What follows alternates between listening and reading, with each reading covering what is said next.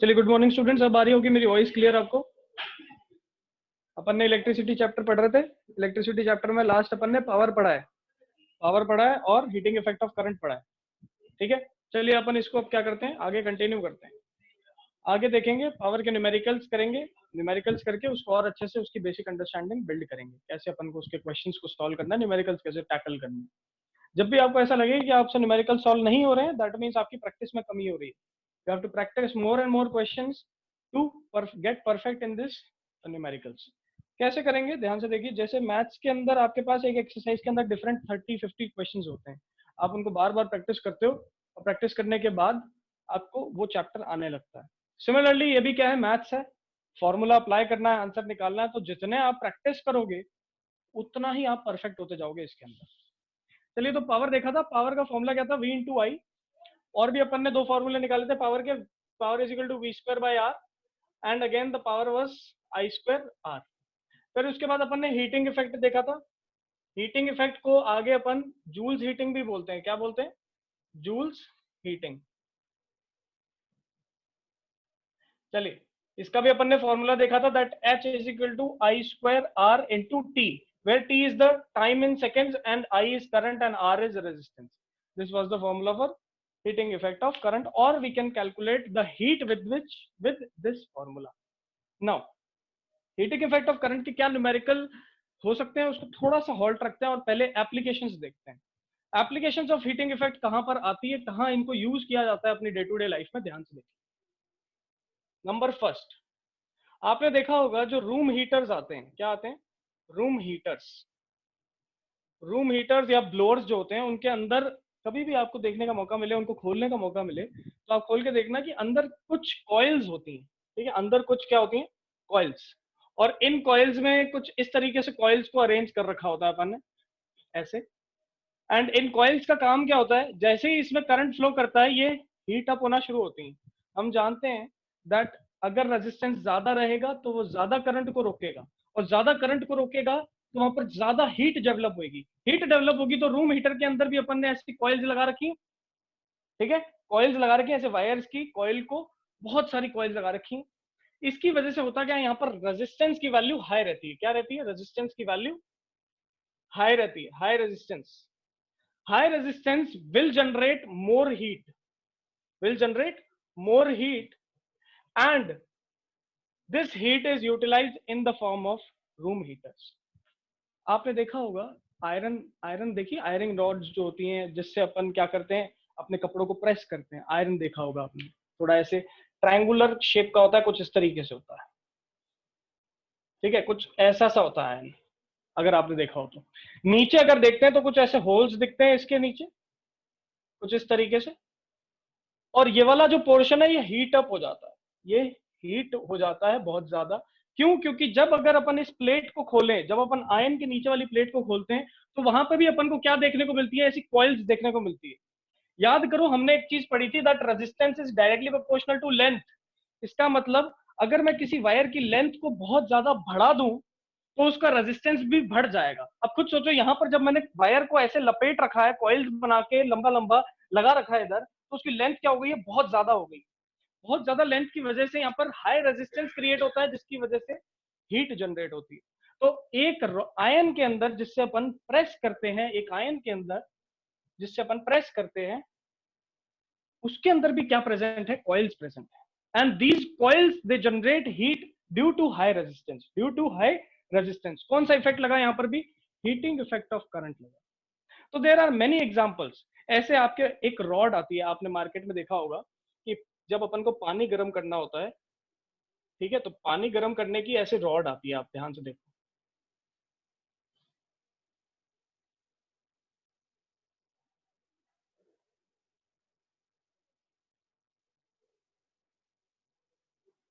इस टाइप से पानी गर्म करने की रॉड होती है, जिस रॉड को अपन वाटर बकेट के अंदर इंसर्ट कर देते हैं जहां पर पानी होता है।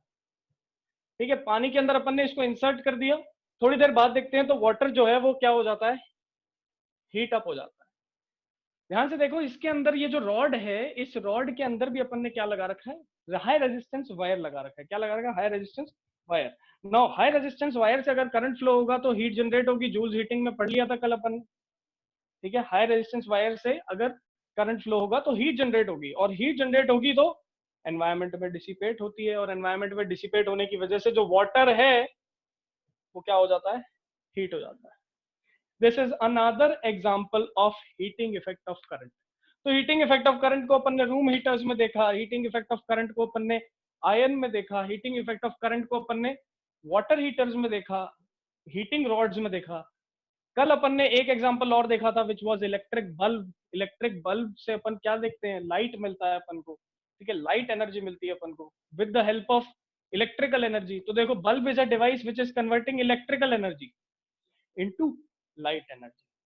यहां पर अगर कोई मुझसे पूछे कि वाटर हीटर में काम क्या हो रहा है, तो electrical energy is getting converted into heat energy. Similarly यहाँ पर रूम हीटर्स में भी सेम काम हो रहा है, electrical energy getting converted into heat energy. तो आपको पता रहना चाहिए कि इलेक्ट्रिकल एनर्जी तो पावर सोर्स ने सप्लाई की, लेके कौन गया, इलेक्ट्रॉन्स लेके गए, इलेक्ट्रॉन्स को रेजिस्टेंस ने रोका, एनर्जी डिसिपेट हो गई, एनर्जी डिसिपेट हुई तो वो किसी ना किसी फॉर्म में कन्वर्ट हो गई होगी, and these are the examples of heating effect of current, or we can say that this is Joule's heating. Now what is the formula for Joule's heating? H is equal to I square RT. H is equal to I square RT. What is I? I is the value of current. I is the value of current in the circuit. What is R? What is R? R is the resistance. R is the resistance in the circuit. जितना ज्यादा resistance होगा उतनी ही ज्यादा heating होगी, अभी अपन देख चुके हैं. And T is the time. T is the time for which the circuit has been running. भाई कितने टाइम के लिए सर्किट जो है वो अपना चल रहा है, रन कर रहा है, उस पर भी डिपेंड करता है कि सर्किट कितना जनरेट करेगा heat. Clear? These are the concepts of heating effect. Now let us move towards commercial units of energy. Now we'll move towards the last topic of this chapter, which is commercial unit of energy. And after commercial unit of energy, we will solve the questions, solve the numericals, and I will provide an assignment. See.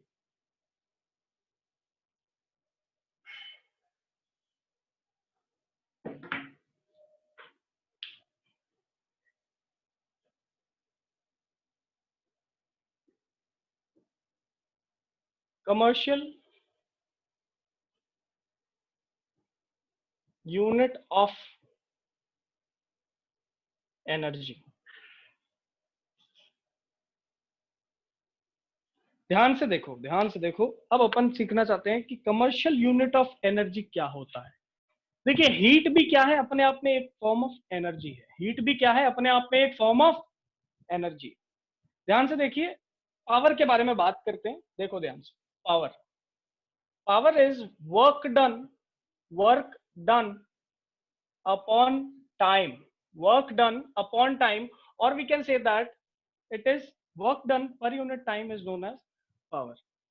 Power का unit क्या रहता है, power का unit रहता है what.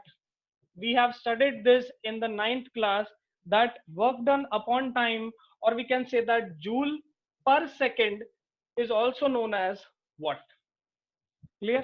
9th class में पढ़ लिया. ध्यान से देखो, अब क्या होता है कमर्शियल यूनिट्स ऑफ एनर्जी क्या होता है. What do you mean by commercial? Commercial मतलब ऐसी जगह जहां पर अपन पैसे ले रहे हो, पैसों का ट्रांजैक्शन चल रहा हो, कोई पैसा दे रहा हो और कोई पैसा ले रहा हो, that is known as commercial. Commercial activities के अंदर जो एनर्जी यूनिट अपन यूज करते हैं. नाउ कमर्शियल एक्टिविटीज जैसे जैसे आपके घर में बिजली आ रही है, आपके घर में इलेक्ट्रिसिटी आ रही है, तो आपके घर के अंदर इलेक्ट्रिसिटी एंटर करने से पहले electricity passes from a meter, एक मीटर से पास होती है, उसके बाद वो अंदर अप्लायंसेस तक पहुंचती है ना. उस मीटर का काम क्या होता है, उस मीटर का काम है ये चीज मॉनिटर करना, ये चीज मीटर करना कि आपने पूरे मंथ में कितनी एनर्जी को यूटिलाइज किया है. ठीक है, वो मीटर का काम क्या है कि वो क्या एनालाइज कर रहा है, आपने कितना मीटर्ड कनेक्शन में एनर्जी को यूटिलाइज किया है, ये चीज वो मेजर कर रहा है. तो ध्यान से देखिए, मान लो this is your house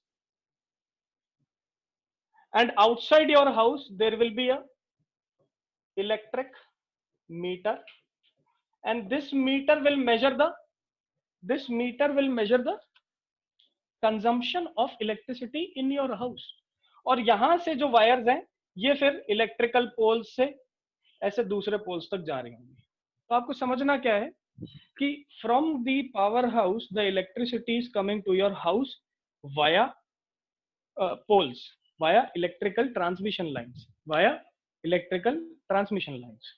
And when these transmission lines come near to your home, आपके घर के बाहर अगर आप जाके देखोगे कि ट्रांसमिशन लाइंस जो पोल्स के ऊपर हैं, वहां से एक वायर आपके घर के अंदर आता है, ठीक है, वहां से वायर आपके घर के अंदर आता है, which brings the electricity to your home, जो वायर आपके घर तक इलेक्ट्रिसिटी को लेकर आ रहा है ना, वो वायर सबसे पहले किसके अंदर एंटर करता है? इलेक्ट्रिकल मीटर के अंदर, इलेक्ट्रिकल मीटर के अंदर। That wire enters in the electrical meter. ये इलेक्ट्रिकल मीटर का काम क्या है? To measure the overall consumption of electricity in the whole month. इसका काम है कि ये पता लगाए कि आपने पूरे के पूरे महीने के अंदर कितना इलेक्ट्रिसिटी यूज किया है, ठीक है। Then the electricity is allowed to transfer और पास थ्रू योर होम और हाउस। क्या हुआ यहाँ पर? जो भी इलेक्ट्रिसिटी आई पावर लाइंस के थ्रू, तो सबसे पहले इलेक्ट्रिक मीटर में गई, इलेक्ट्रिक मीटर से फिर आगे गई। Clear? Now this electric meter measures. अब ये एनर्जी को मेजर करता है। अब हमने 9th क्लास में पढ़ा था that energy is measured in joules. सही बात है। एनर्जी को हमने किस में मेजर किया था? जूल्स में मेजर किया था। सही बात है, 9th क्लास के अंदर पढ़ा था इस चीज को।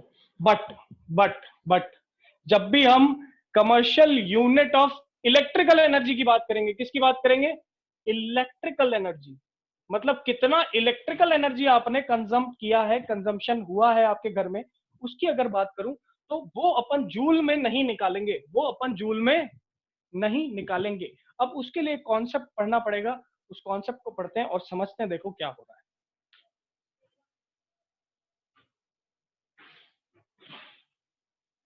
तो अभी तक बच्चों मैं ये समझ चुका हूं कि बाकी बच्चों को ये चीज पता चल गई है कि किस तरीके से कौन सा डिवाइस हमारे घर में इलेक्ट्रिसिटी को मेजर करता है। तो इलेक्ट्रिक मीटर्स करते हैं। अब वो कैसे करते हैं, ध्यान से देखो। Power is work done upon time. Power is work done upon time. And work done जो होता है ना, अपन ने पहले बात कर ली थी that what ever work is done on electrons एक पॉइंट से दूसरे पॉइंट तक ले जाने में, वही किस फॉर्म में स्टोर हो जाता है? पोटेंशियल एनर्जी के फॉर्म में। So we can write it as that energy is equal to power into time. Energy is equal to power into time. अब ध्यान से देखो, हम यहां पर एक चीज लिखते हैं। अपन पावर तो लिखते हैं कितनी? 1 किलोवाट। क्या लिखेंगे? Power 1 kilowatt. और टाइम की जगह मैं लिखूंगा 1 आवर। क्या लिखूंगा? 1 आवर। अब ध्यान से देखो, ध्यान से देखना, इंपॉर्टेंट है। देखिए मैंने पावर की जगह क्या लिखा? 1 किलोवाट लिखा। और टाइम की जगह क्या लिखा? आर लिखा। क्यों लिखा? अभी थोड़ी देर में इसकी चर्चा करेंगे, अभी सिर्फ समझो।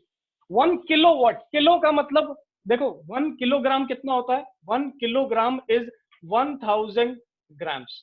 1 kilometre is equal to 1000 metre. Similarly 1 kilowatt is equal to 1000 watt. Clear?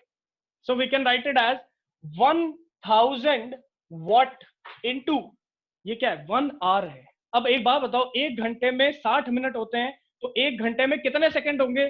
3600 second. कितने? 3600 सेकंड। कितने मिनट? 3600 सेकंड। चलिए ध्यान से देखो, पावर निकाल रहे थे, एनर्जी निकाल रहे थे। पावर कितनी है? 1 किलोवाट ली है मैंने, सॉरी 1 किलोवाट ली है। And time is 1 hour. Power is 1 kilowatt, time is 1 hour. Energy कैसे कैलकुलेट करेंगे? देखो 1 kilowatt will be equal to 1000 watt, तो इसमें इसको 1000 वाट लिख। यहाँ पर 1 आवर को अपन ने क्या लिख दिया? 3600 सेकंड लिख दिया। कितना लिख दिया? 3600 seconds. Why? Because 1 hour is equal to 60 seconds. Sorry, 1 hour is equal to 60 minutes and 1 minute is equal to 60 seconds. 1 hour is equal to 60 minutes and 1 minute is equal to 60 seconds. So we can say that 1 hour is equal to 3600 seconds. तो इस तरीके से मैंने यहाँ पर 1 hour को convert कर दिया सेकंड्स के अंदर। चलिए अब अपन इसको मल्टीप्लाई करेंगे, देखेंगे कितनी एनर्जी निकल के आती है। तो देखो इसको इधर लिख रहा हूं, मल्टीप्लाई करो तो एनर्जी निकल के आती है 36, और आगे कितने जीरो, 1 2 3 यहां पर, 2 जीरो यहां पर, तो 36 इंटू 3 जीरो इधर के, 2 जीरो इधर के, तो 2 जीरो इधर के। क्लियर? अब वॉट इंटू सेकेंड किया है, क्या किया है? What into second. याद करो अभी 9th क्लास में अपन ने पढ़ा था that work done upon time या फिर जूल पर सेकेंड वॉट के बराबर होता है। तो खुद सोचो जब सेकेंड इससे मल्टीप्लाई हो जाएगा तो जूल बराबर किसके होगा? वॉट इंटू सेकेंड होगा। तो अपन इसको लिख सकते हैं that energy is equal to 360000 joules, or we can say that this is 36 or 3.6 into 10 power 6 joules। कितना आया? 3.6 into 10 power 6 joules। ये कब यूटिलाइज होता है? जब आपका कोई पावर, आपके किसी भी सर्किट का पावर या किसी भी अप्लायंस का पावर 1 किलोवाट हो और उसको अपन कितनी देर के लिए चलाएं? 1 घंटे के लिए चलाएं। अब ध्यान से सुनना, अगर मान लो मेरे घर में एक एसी है जिसके ऊपर क्या लिखा हुआ है that this AC is 1 kilowatt power, ठीक है। अब जब भी मैं उसको 1 घंटे के लिए उस एसी को चलाऊंगा जिसके पावर रेटिंग क्या दे रखी है? 1 किलोवाट दे रखी है, तो वो कितनी एनर्जी कंज्यूम करेगा? 3.6 इंटू 10 पावर 6। कितनी देर में? 1 घंटे में।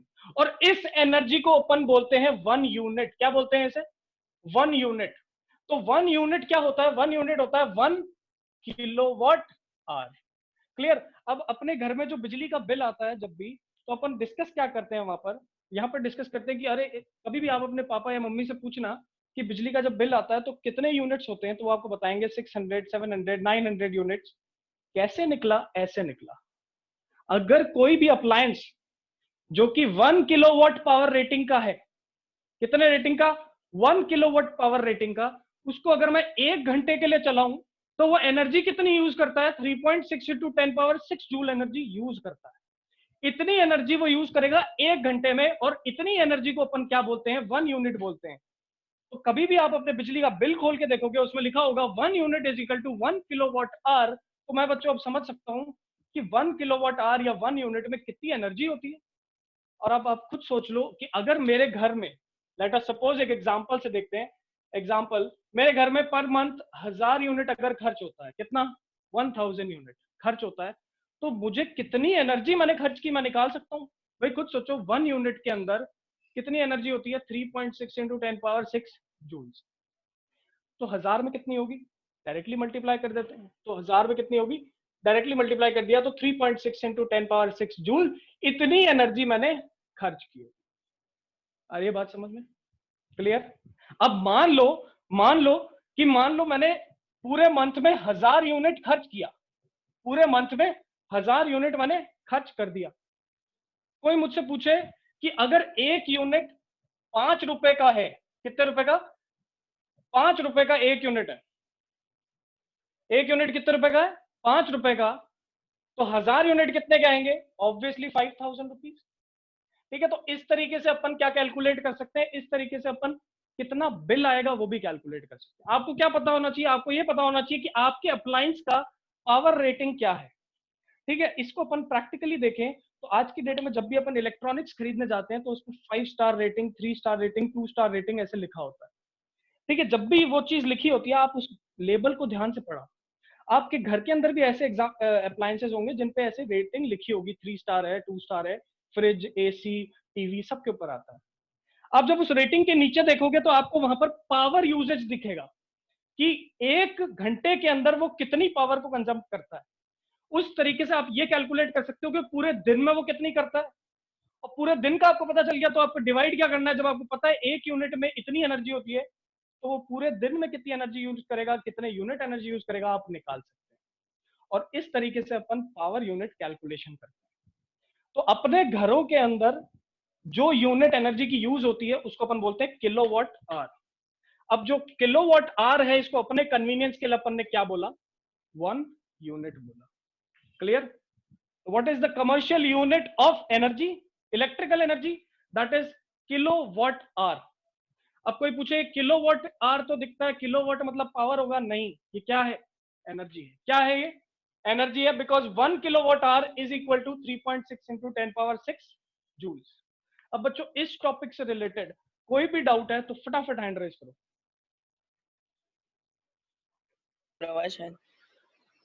करण गुप्ता, फटाफट बताओ क्या दिक्कत आई बच्चे?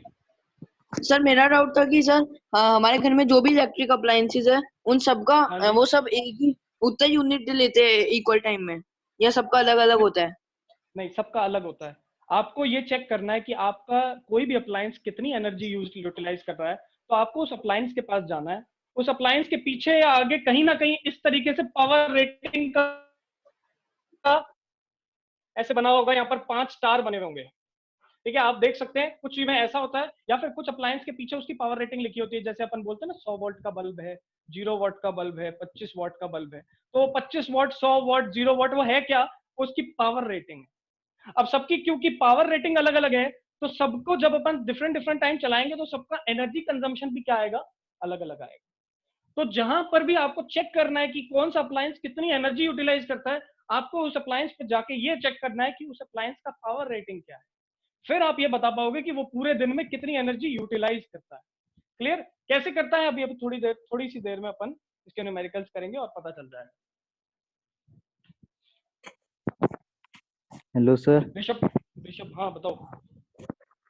सर मेरा डाउट ये है कि सर जैसे कोई भी घर दो महीनों के लिए बंद है मान लो, पर फिर हाँ भी जी, उसका मतलब मीटर का बिल आता है सर, वो ऐसा क्यों होता है जबकि कुछ यूज ही नहीं होता फिर भी? देखो वो इसलिए आता है, ध्यान से देखिए। मान लो मेरे घर के अंदर सारे अप्लायंसेस बंद है, लेकिन फिर भी मेरा बिल कुछ ना कुछ तो एक मिनिमम अमाउंट मुझसे लिया ही जाता है। वो इसलिए लिया जाता है बिकॉज जो आपकी इलेक्ट्रिकल कंपनी है जहां से जो बिल बना के हमें बेच रही है, उनका एक मिनिमम सर्विस चार्ज होता है। क्या होता है? मिनिमम सर्विस चार्ज, जो कि आप कुछ बिजली नहीं भी यूज करोगे इतना पैसा तो देना ही पड़ेगा। समझ में आई बात? वरना हम आपका कनेक्शन काट देंगे, इसलिए आता है। क्लियर?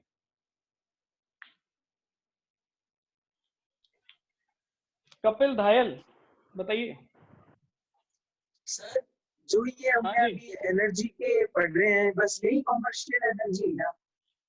हाँ जी, यही एनर्जी है कमर्शियल। इसके अलावा कोई कमर्शियल एनर्जी नहीं होती, यही होती है। 1 unit is the commercial energy, जो कि किसके बराबर है? 1 किलोवाट आवर के बराबर है। और 1 किलोवाट आवर किसके बराबर है? 3.6 इंटू 10⁻6 जूल्स के बराबर है। दिस और इज द इसका कमर्शियल। फॉर्मूला यही है क्या? Power energy equals to power and power into time? Yes, यही यही फॉर्मूला है।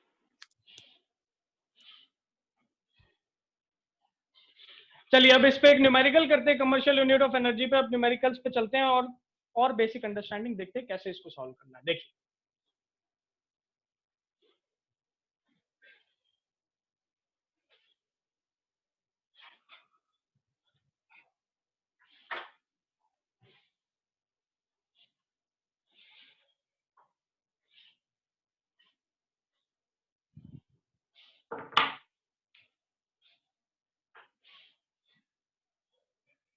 क्वेश्चन, इफ आई कंज्यूम, या ऐसे ना लिख करके, if an electric circuit consumes 36 into 10⁻7 joules of energy per day. If an electric circuit consumes 36 into 10⁻7 joules of energy per day, then calculate the total bill of electricity at the end of 1 month. At the end of 1 month, if 1 unit costs, if 1 unit costs ₹10। क्या बोला इसने? Question कहता है कि if an electric circuit consumes, एक electric circuit है वो एक दिन में इतनी एनर्जी कंज्यूम कर देता है, कितनी? 36 इंटू 10 पावर 7 जूल्स जितनी एनर्जी एक दिन में कंज्यूम कर देता है। क्वेश्चन ये बोल रहा है कि अगर वो एक दिन में इतनी एनर्जी कंज्यूम कर रहा है तो बताओ कि पूरे महीने के अंदर जो बिल आएगा वो कितना आएगा। अगर एक यूनिट की कॉस्ट जो है वो 10 रुपए है, क्या अगर एक यूनिट की कॉस्ट कितनी है 10 रुपए, तो सबसे पहले अपन निकालते हैं कि उसने एक महीने में टोटल कितनी एनर्जी निकाली होगी, कितनी एनर्जी खर्च करी होगी। देखते हैं, पहले ध्यान से देखो, अगर एक दिन में वो एनर्जी कितनी यूज कर रहा है 36 इंटू 10 पावर 7 जूल्स, तो अपन इसको डायरेक्टली लिख सकते हैं। देखिए ध्यान से, solution, 1 day energy consumption, 1 day energy consumption is equal to 36 into 10 power 7 joules. ठीक है, एक दिन का एनर्जी कंजम्पशन ये है। चलिए इसके बाद अपन देखते हैं the unit, number of units, number of commercial units in 1 day. तो एक दिन में कितने कमर्शियल यूनिट इसने यूटिलाइज किए होंगे। ध्यान से देखो, 1 unit is equal to 3.6 into 10 power 6 joules. एक यूनिट में इतनी एनर्जी होती है, तो टोटल एनर्जी अगर इतनी है तो total energy divided by energy of 1 unit करूंगा तो टोटल नंबर ऑफ यूनिट्स आ जाएंगे। तो ऐसे ही यहां पर करते हैं, देखो number of commercial units in 1 day निकालना है तो टोटल एनर्जी डिवाइडेड बाय एक यूनिट की एनर्जी, आंसर क्या आएगा देखो, दिस बिकम्स, ये यहां से यहाँ ये कटा, क्या आंसर आया 36 इंटू 10 डिवाइडेड बाय 3.6, और यहां से पॉइंट जैसे ही हटेगा ऊपर एक जीरो और आ जाएगा, 36 से 36 कैंसिल। दैट मीन्स एक दिन में 100 यूनिट्स या फिर 100 kilowatt hour energy use हो जाती है। कितनी, 100 यूनिट्स या फिर 100 किलो वॉट आवर एक दिन में अपन एनर्जी यहां पर क्या कर लेते हैं, खत्म कर देते हैं, यूटिलाइज कर देते हैं। तो पूरे महीने में कितनी रहेगी, तो number of commercial units, commercial units in 1 month कितना होगा। भाई जब एक दिन के अंदर 100 है, एक महीने में टोटल 30 दिन होते हैं, तो अपन यहाँ पर पूरे महीने के लिए 30 इंटू 100 कर सकते हैं। सही बात है, answer will be 3000, answer will be 3000 units. मतलब पूरे के पूरे महीने के अंदर कितनी यूनिट्स को कन्वर्ट किया, कंज्यूम किया, 3000 यूनिट्स को कंज्यूम किया। एक यूनिट 10 रुपए का आता है, एक यूनिट 10 रुपए का आता है, तो टोटल बिल कितना आएगा, तो टोटल बिल और the total cost of bill will be equal to, एक यूनिट अगर 10 रुपए का है तो 3000 यूनिट के लिए क्या करना पड़ेगा, 3000 into 10, answer will be 30,000 rupees, 30,000 rupees is the final answer. बच्चों समझ में आया। यहां पर अपन ने क्या निकाला, यहां पर अपन ने ये निकाला कि अगर मुझे मेरे महीने का एनर्जी कंजम्पशन पता चल जाए, अगर मुझे मेरे मंथ का एनर्जी कंजम्पशन पता चल जाए, तो मैं क्या निकाल सकता हूं, अपना बिल को कैलकुलेट कर सकता हूं। तो बच्चों किसी को भी इस क्वेश्चन में डाउट है तो रेज करें हैंड फटाफट।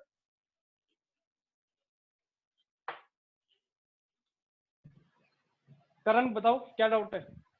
सर एक यूनिट की एक्चुअल कॉस्ट कितनी होती है वैसे अगर देखा जाए तो। देखो अगर एक्चुअल कॉस्ट अगर देखें तो 8 रुपए 9 रुपए के आसपास एक्चुअल कॉस्ट देखी जाती है, 10 रुपए भी हो सकती है डिपेंडिंग अपॉन प्लेस अपन कहाँ रह रहे हैं। कमर्शियल यूनिट्स जो दुकानों के लिए, बिजनेसेस के लिए होती है, वो इससे भी ज्यादा होती है, 11 रुपए 12 रुपए तक भी पहुंच जाती है। ठीक है, तो एक्चुअली में इतना ही रहता है। ठीक है, रियल लाइफ की बात करें, लेकिन क्वेश्चन में तो कोई भी दे सकता है ना अपन को, इसीलिए क्वेश्चन के अंदर मैंने आपको 10 रुपीज दिया। और कोई डाउट बच्चों, फटाफट रेज हैंड करो।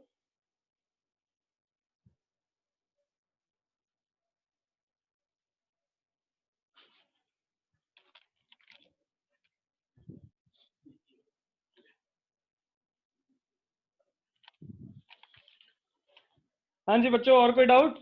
चलिए, तो अभी अपन ने क्या देखा, अभी अपन ने ये देखा कि how to calculate this, how to calculate the total energy which we have consumed in 1 month, then उसको कैसे अपन कन्वर्ट करेंगे एक यूनिट के अंदर, किलोवाट आवर के अंदर, और फिर अपन ये कैलकुलेट करते हैं कि how we can calculate the total amount of bill और the total cost of bill which will come in the end of the month. Clear, this is the total consumption, this is the concept of commercial unit of electrical energy.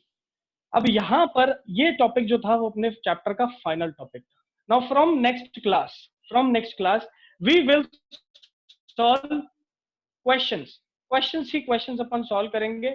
अभी अपन एक और question इस पे solve करते हैं और देखते हैं कौन सबसे पहले उसका आंसर निकालता है. सबसे पहले फटाफट देखो इसको सॉल्व करेंगे. देखिए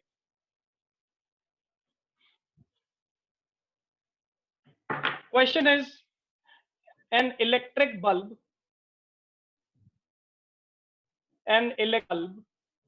is rated 100 watt. An electric bulb is rated 100 watt. भाई जो इलेक्ट्रिक बल्ब है इसको रेट कितना किया गया है? 100 वाट किया गया है. और अपन देखते भी हैं कि जब मार्केट में जाते हैं तो 100 वाट वगैरह ऐसे बल्ब अपन को मिलते हैं. तो 100 वाट का बल्ब अपन ने रेट किया, comma this bulb runs for 8 hours daily. मतलब ये 8 घंटे के लिए रोज चलता है. कितने घंटे के लिए? 8 घंटे के लिए रोज चलता है. मेरा क्वेश्चन ये है, calculate the number of commercial units consumed by this bulb in a month. Consumed by this bulb in a month. आपका क्या निकालना है कि एक बल्ब है जिसकी रेटिंग 100 वाट है, वो दिन में 8 घंटे के लिए चलता है, तो एक महीने में कितने यूनिट खर्च करेगा, ये अपना question.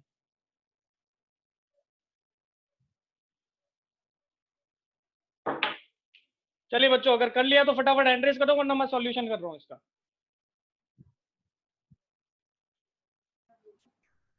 Anuj Arora, what is the answer? Sir, 24 units. 24 units. चलिए चेक करते हैं. Let us check what is the answer. देखिए अभी अपन ने देखा दैट एनर्जी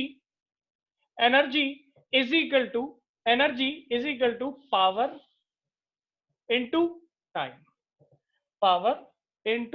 टाइम. चलिए पावर यहां कितनी दे रखी है? 100 वाट दे रखी है. कितनी दे रखी है? 100 वाट. एक दिन में 8 घंटे चलता है. पहले अपन टोटल टाइम निकाल लेते हैं. देखो टाइम कितना चला ये? एक दिन में 8 घंटे. एक दिन में 8 घंटे, पूरे महीने में 30 दिन. तो मतलब टोटल टाइम ही कितना चला होगा? 30 इंटू 8, मतलब कितना हो गया आंसर बच्चों?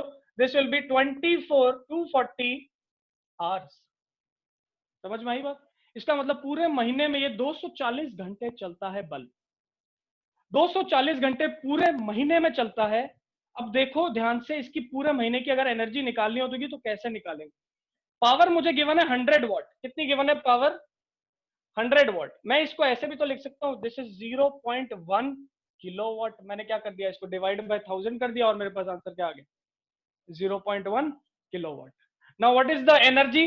The energy which is consumed is power into total time is 240. देखो किलोवाट आवर में मुझे आंसर निकालना होता है ना, इसीलिए मैंने पावर को भी किलोवाट में कन्वर्ट कर दिया और टाइम को भी आर में कन्वर्ट कर दिया. यही हमारी कमर्शियल यूनिट थी.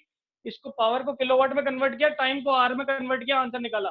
अब देखो 0.1 से यहाँ पर नीचे 10 आएगा, 10 0 से 0 कट जाएगा, आंसर क्या आ गया? 24 यूनिट्स आंसर आ गया, which is the correct answer for this question.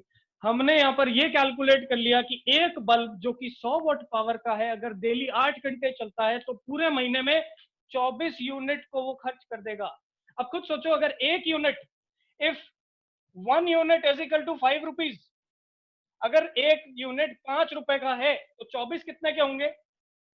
24 into 5, answer is 120 rupees. तो यहां से अपन ने बिल भी कैलकुलेट कर लिया. तो अपन को सबसे पहले टोटल एनर्जी निकालनी है, उसको किलोवाट आवर में कन्वर्ट करना है. 1 किलोवाट आवर 1 यूनिट होता है, इसीलिए यहाँ पर 24 यूनिट्स अपन ने आंसर लिख दिया. 24 यूनिट्स के बाद अपन ने रुपीज कैलकुलेट कर लिया. This is the question to solve, और this is the concept to solve, और how to calculate the commercial unit of electric energy. आज के लिए बच्चों अपन इतना ही करेंगे. आज की क्लास को यहीं पे अपन खत्म करेंगे. नेक्स्ट क्लास के अंदर अपन और न्यूमेरिकल्स करेंगे. किसी को इसी में कोई भी प्रॉब्लम आती है, you can call me at 6 in the evening, और आप मुझे व्हाट्सएप भी कर सकते हो. इसको रिवाइज करने के लिए यूट्यूब पे आप चले जाना, यूट्यूब पे आपको सारे लेक्चर्स मिल जाएंगे. चलिए, ऑल द बेस्ट.